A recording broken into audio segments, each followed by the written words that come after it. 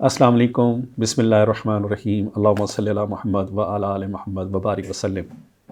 ہم نے جیسے کہ اپنا ایک سلسلہ شروع کرا ہوا ہے اللہ کے ناموں کا، جس کی بے شمار برکتیں ہیں، صرف ہمیں پڑھنے کی دیر ہے اور اللہ آسانیاں پیدا کر دے گا۔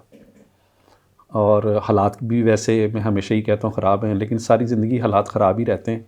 لیکن اب جو خاص وقت چل رہا ہے وہ اللہ کے ناموں کا ذکر جو ہے وہ ہمیں بہت ساری پریشانیوں سے بچا سکتا ہے، اور ہمارا ٹارگٹ بھی یہی ہے کہ آسانی کے ساتھ لوگوں کو اللہ کے نام پہنچیں۔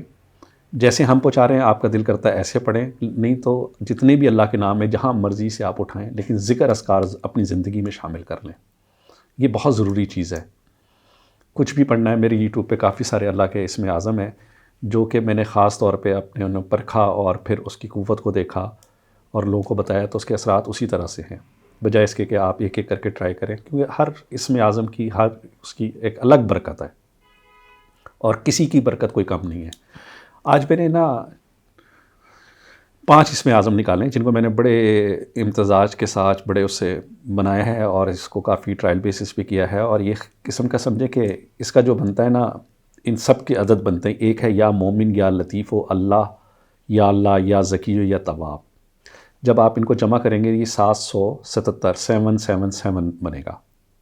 ٹھیک ہو گیا۔ اب 77 کو جب ہم جمع کریں گے تو مفرد اس کا بنے گا 21،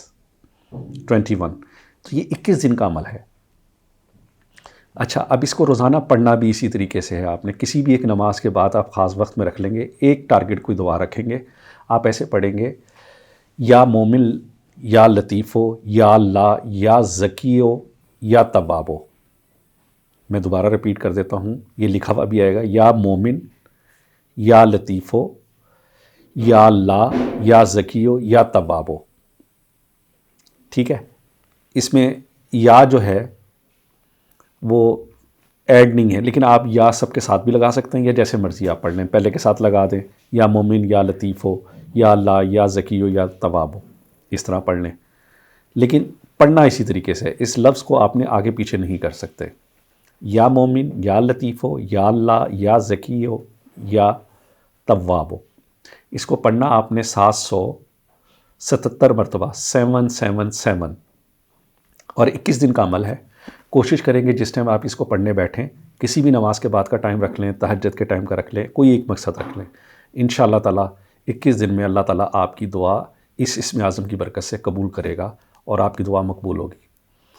تنہائی میں پڑھا ہوا جو لفظ ہوتا ہے وہ بہت بہتر ہوتا ہے، جس میں خلوت جسے کہتے ہیں، کیونکہ بزرگان دین نے پہلے ہمیشہ خلوت اختیار کی ہے، تو تنہائی میں پڑھ لیں گے تو بہت اچھی بات ہے۔ کئی لوگوں کے پاس ٹائم نہیں ہوتا، مسجد میں بیٹھ کے پڑھنا چاہتے ہیں، تعداد کا خاص خیال رکھیے گا۔